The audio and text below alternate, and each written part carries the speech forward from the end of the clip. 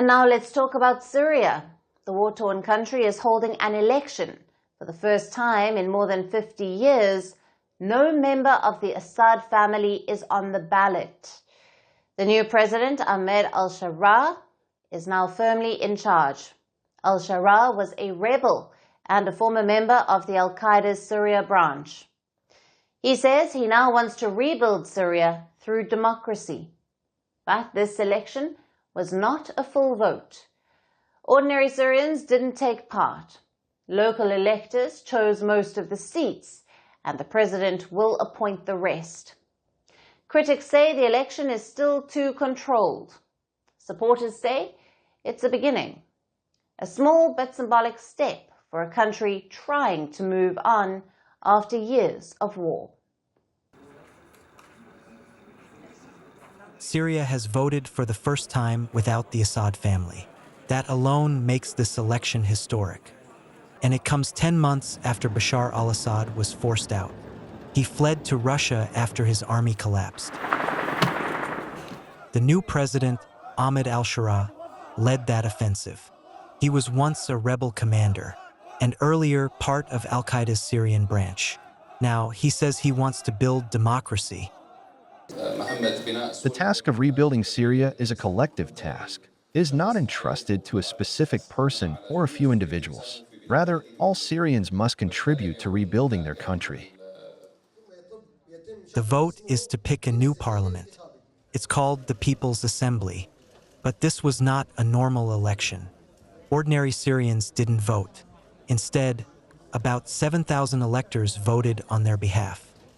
They were local teachers, business people, and community leaders. They chose 140 of the 210 seats.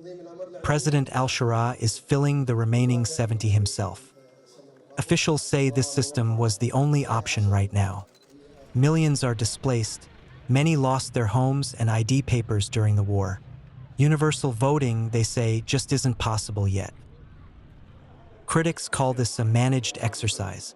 They say al-Sharaa still controls who gets elected.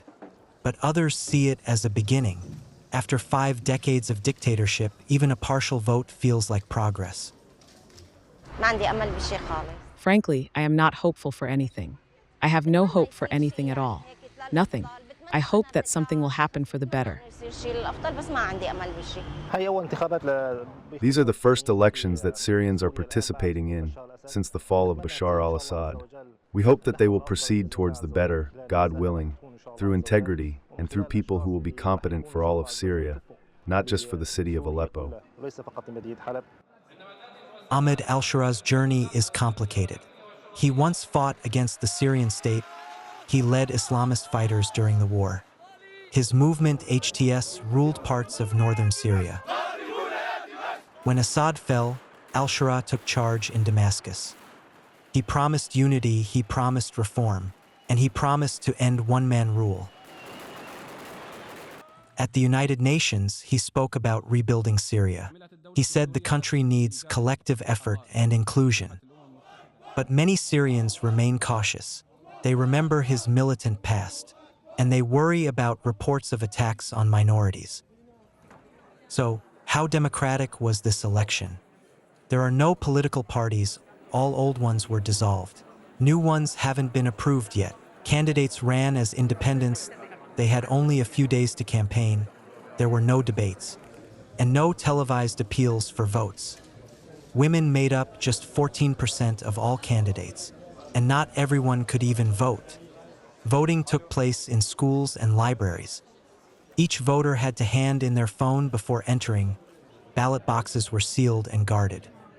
More than 1,500 candidates took part.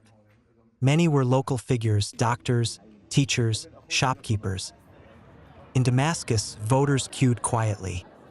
For some, it was the first vote of their lives. The results are still coming in. But early reports show al-Sharaa's allies dominating the assembly. That's not a surprise. He picked a third of them himself. This parliament will write a new constitution. It will also pass a new election law. That law could one day open the door to full public voting. Syria is trying to move forward. Over a decade of war has destroyed its cities. Millions remain displaced. The economy is shattered. Al-Sharaa says he wants reconciliation. He calls this the start of a new era. But trust will take time. Minorities are still nervous. They fear another centralized regime with a new face. For now, Syrians are watching closely. Some feel hope, others fear history will repeat itself. Syria's democracy is still fragile. The rules are limited, and power remains concentrated. But this vote marks a beginning. For the first time in decades, the ballot, not the bullet, is shaping Syria's future. Want the facts? The latest developments? News that gets straight to the point. Well, we've got all three just for you. This is Firstpost Live, a brand new show, your window into what really matters. Don't miss it.